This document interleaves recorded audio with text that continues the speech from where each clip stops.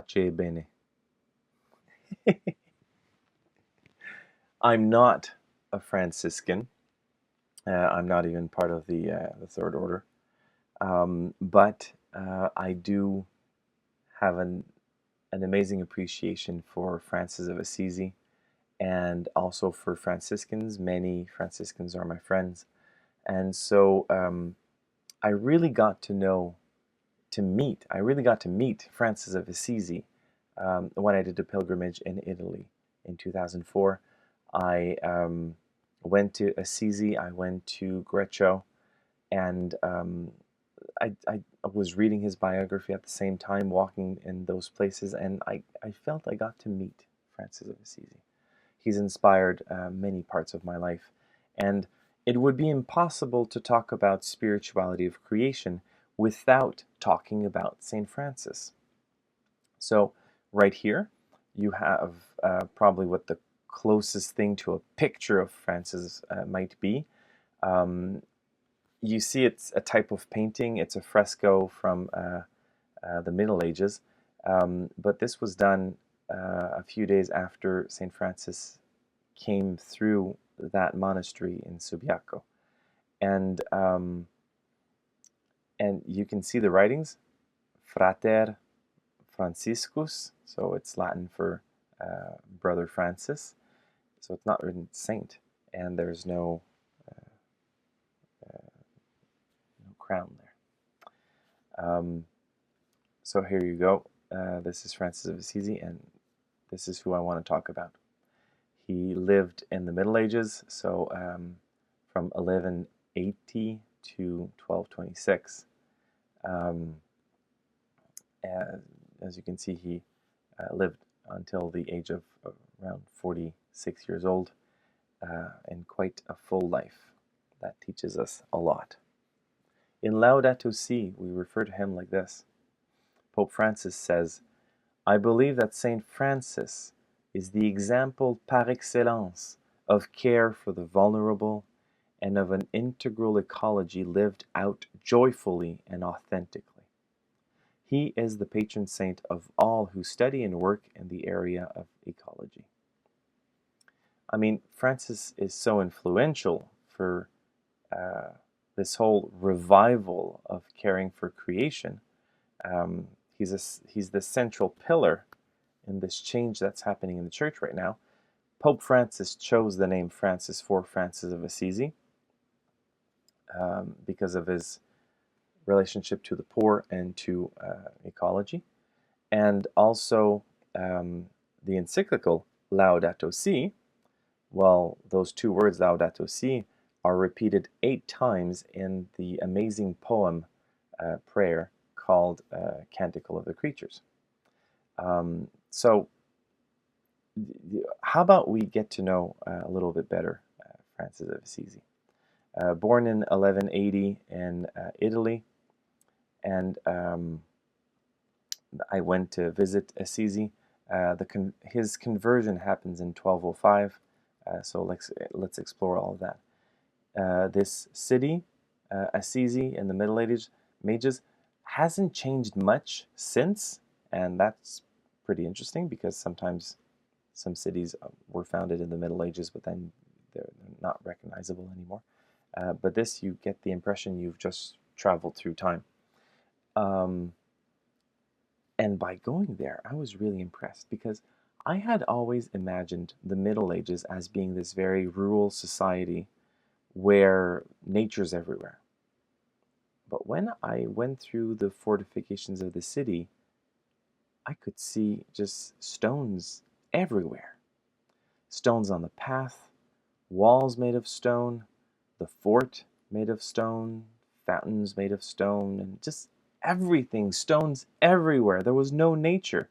So people living inside there had no direct connection to nature. It's kind of like today. And maybe that was part of Francis of Assisi's conversion. I'm going to show many pictures that come from the Basilica of St. Francis in Assisi. And so you'll have that little circle in the top left showing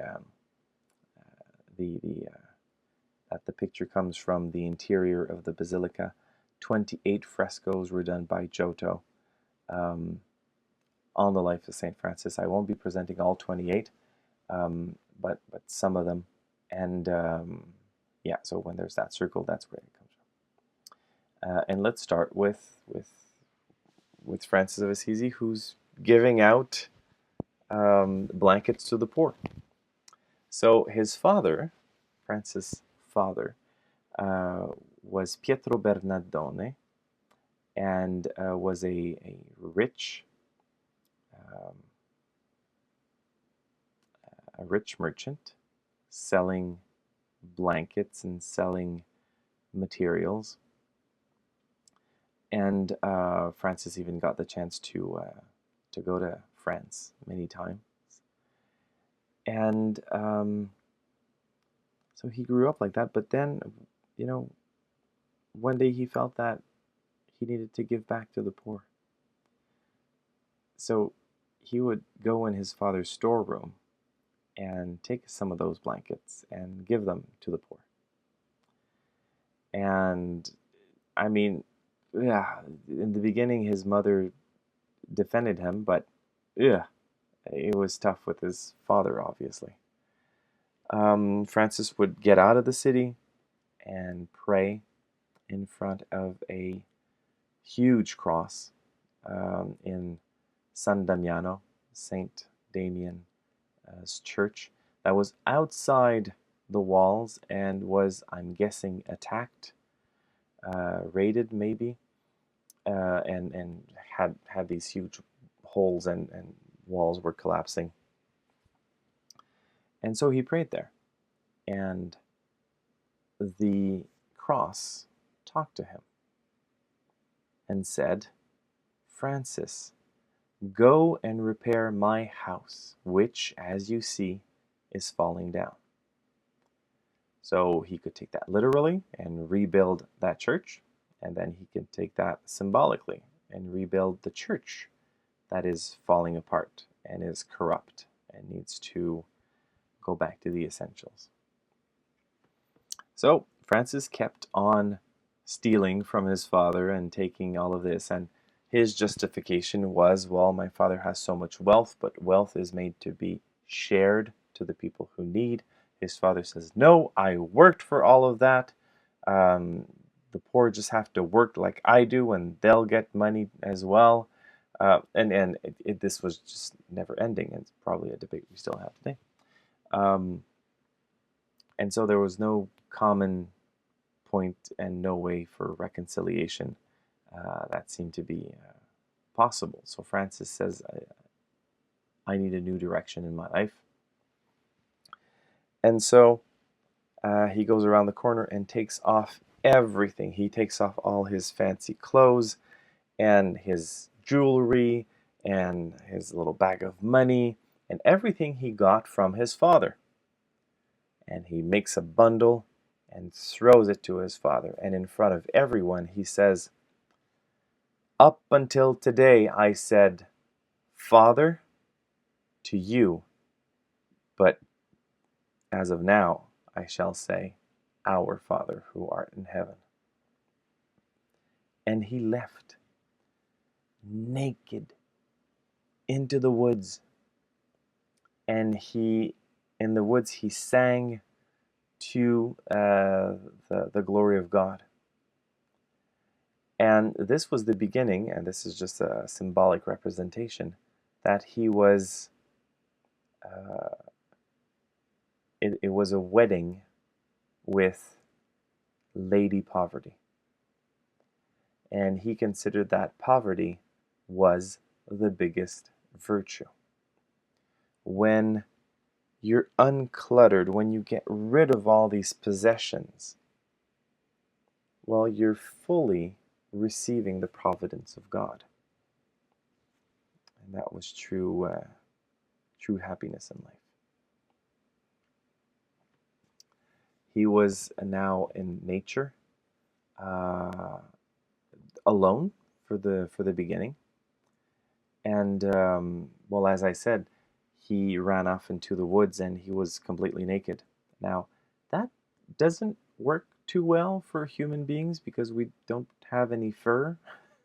So the nights are like really, really cold. And so thankfully he met a farmer who gave him, I mean, very cheap material, but at least he got his first investment. And very interesting fact, he only wore 4 vestments like that from in the next 20 years, from his conversion to his death. Only 4 different pieces of clothing.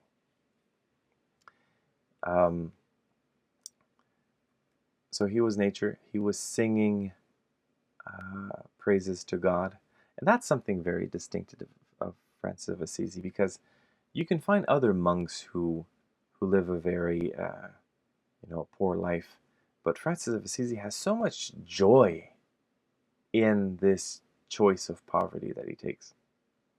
Here we see him contemplating the night sky. That's the description of that statue. But he was looking at the stars and contemplating the rest of creation. And the sense of awe makes him create these beautiful moments of praise. The fact that he can call the birds and all of the animals, that he can call them brothers and sisters, well, then when he goes back and meets human beings who are going through tough times, that are sick or poor, including here lepers, that's when we see how he's a universal brother. He's brother of all. And it comes with humility and a huge amount of love in his heart. So I'm emphasizing this just for one moment because I'm mostly talking about ecology, but I want to show that the human is never disconnected. It's the full picture. Then the Pope gets this vision that he sees one of the basilicas, and he sees that it's starting to fall apart. And then this man, very poorly dressed, is holding up the church so it doesn't fall. Francis had a very peculiar connection to nature and to God's providence. So once they were walking in nature, and they just didn't find any drinkable water for a while. They were walking for a long time. And Francis fell on his knees and prayed. He said, "Lord, we need to drink. Please give us a source of water." And the rock broke and water came gushing out. This is the only piece of writing we have directly from Francis of Assisi. There's the Canticle of the Creatures we have, but the writing didn't seem to be his thing, even though he was learned and came from a rich family. So this is the only thing that has been kept, and it's a blessing. It's a blessing to Brother Leo. It says, and this is taken from the Bible, may the Lord bless you and keep you. May he turn his gaze or his face toward you and give you peace. You probably noticed that cross too. That cross is in the shape of a T, or the Greek letter tau. It's simply because it was more artsy. In that region of Italy, in that time period, we were making crosses in the shape of a T. And it's not Francis of Assisi who invented that. It's just that was the norm in that region. But it became a distinctive cross for the Franciscans. in the shape of a T like that. So Francis of Assisi, universal brother, he's walking around, he's following what is said, what Jesus asks him in the Bible, to go and to preach the good news to all creatures. And he sends other brothers to do the same thing. And one day he winds up in a village called Gubbio. Now, Gubbio is a regular town with lots of people there, but there's a wolf that's been there for days or weeks and just terrorizing the village. People are really scared because it attacked and killed a man and harmed other ones and been eating the chickens and just wreaking havoc. So Francis says, I put it upon myself to bring peace back to this village. And that's what he does. So one day he's walking in the streets and on Main Street. He stops and sees the wolf. The wolf sees him. And I just love this description because it sounds like a Western.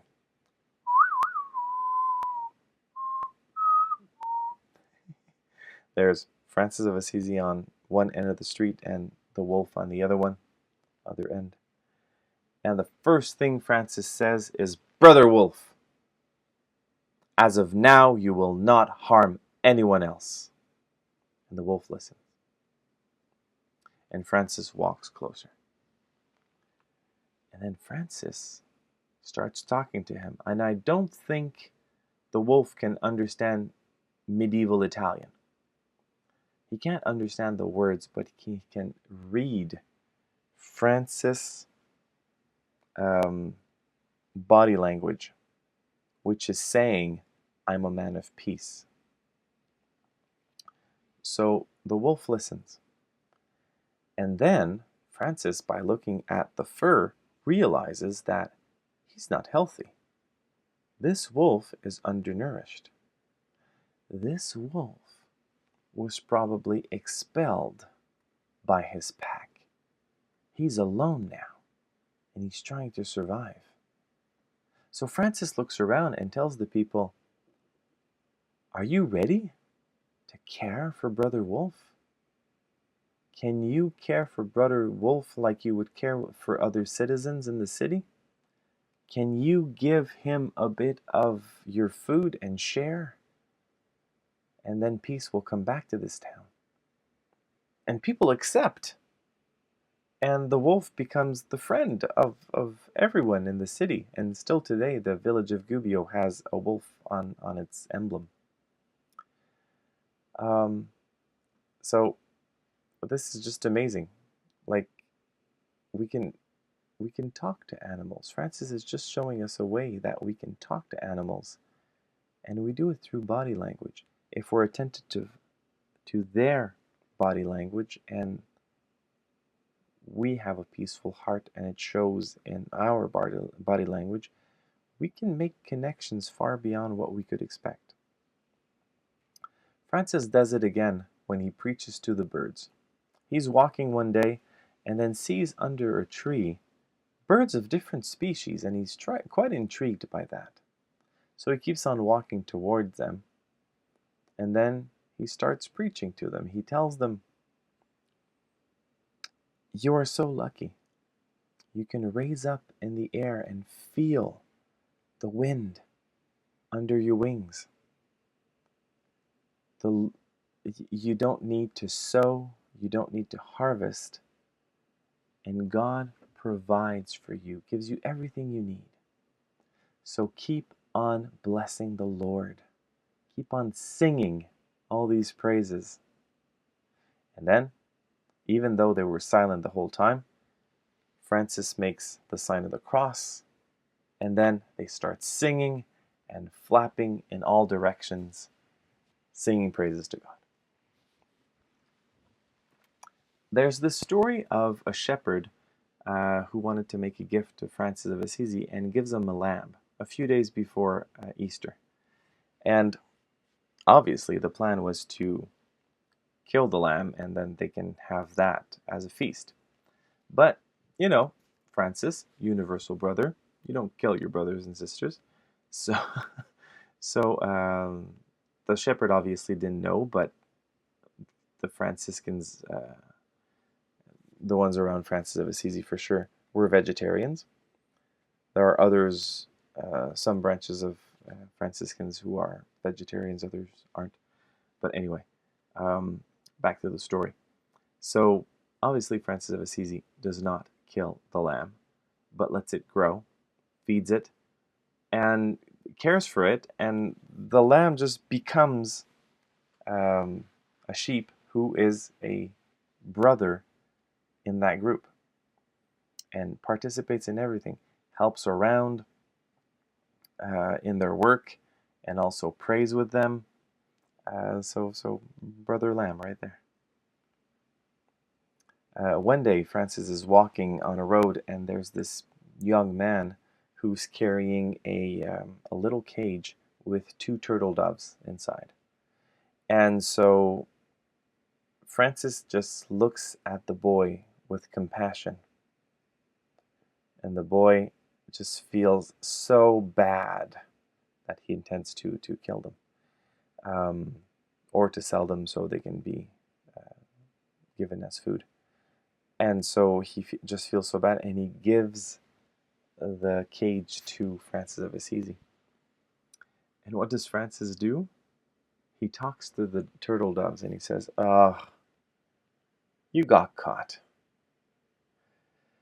Oh, my dear sisters, you got caught. You have to be more careful. Hey, God gave you freedom. Don't get caught like that. And then opens the cage, and they fly off, thanking Francis.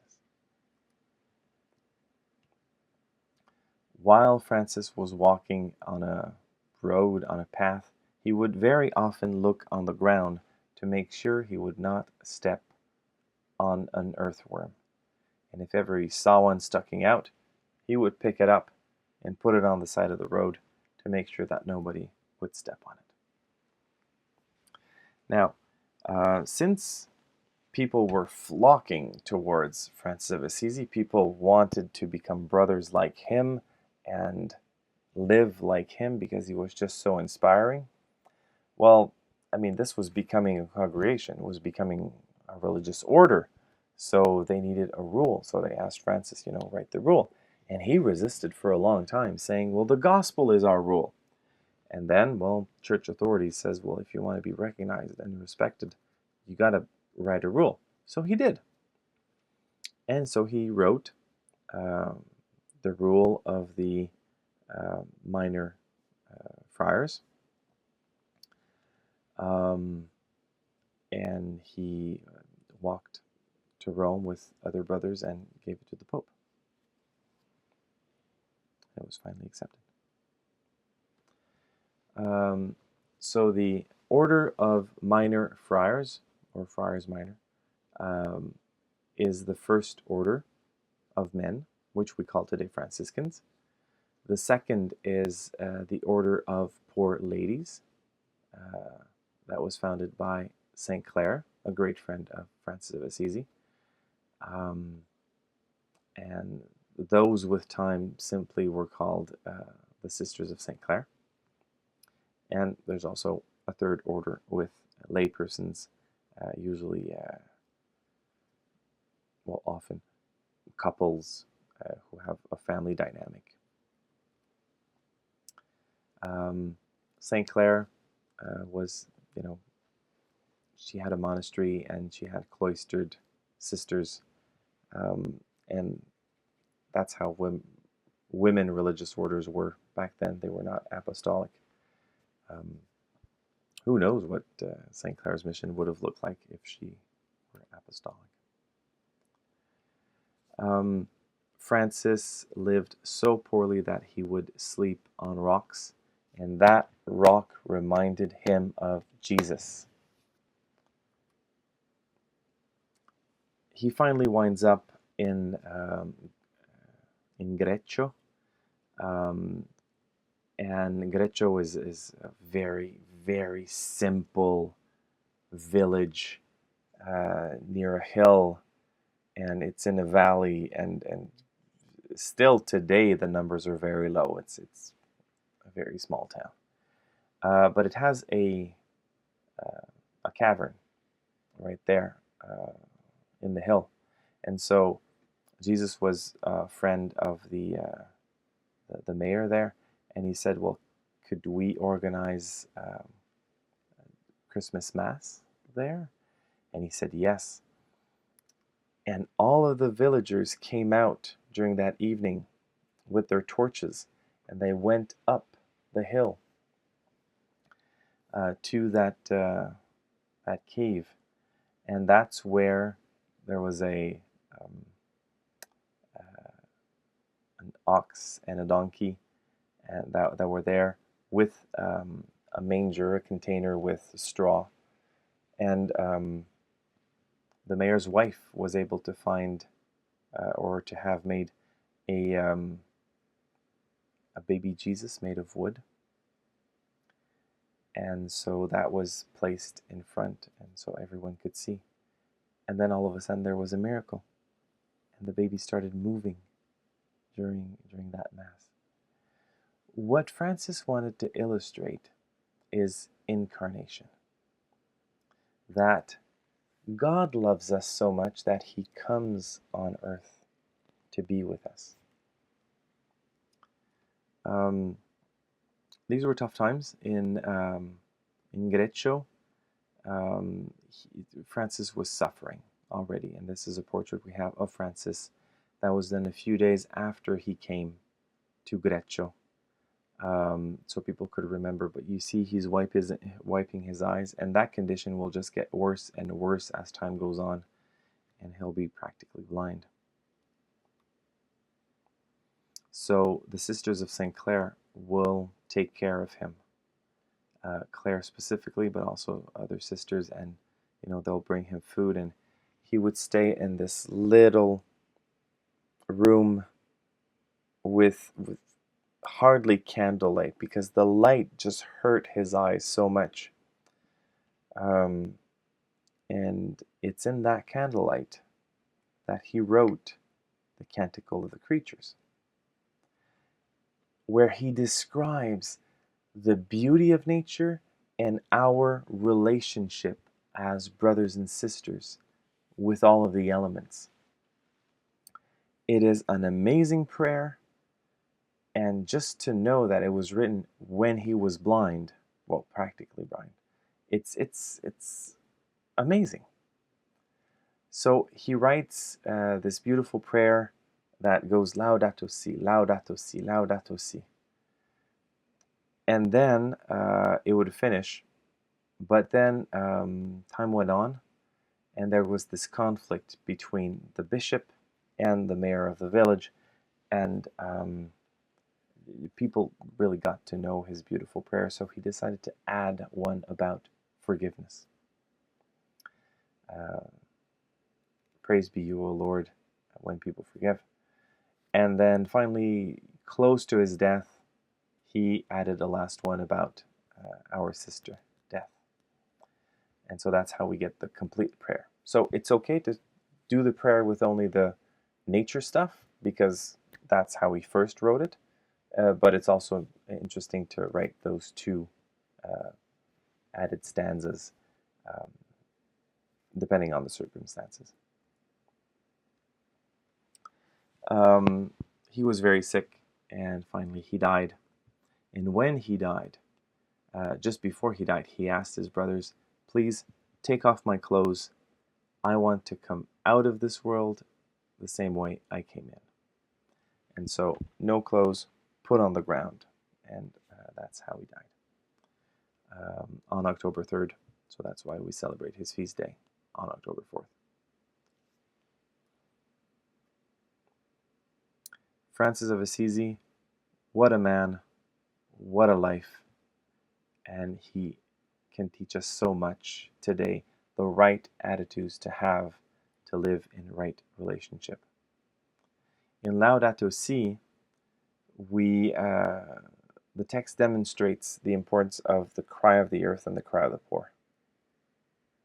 Concern for the environment thus needs to be joined to a sincere love for our fellow human beings and an unwavering commitment to resolving the problems of society.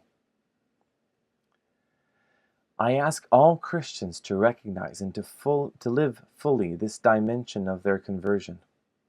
May the power and the light of the grace we have received also be evident in our relationship to other creatures and to the world around us. In this way, we will help nurture that sublime fraternity with all creation which St. Francis of Assisi so radiantly embodied. So, let's care for creation like St. Francis of Assisi. He inspires us, spirituality of creation, in a magnificent way.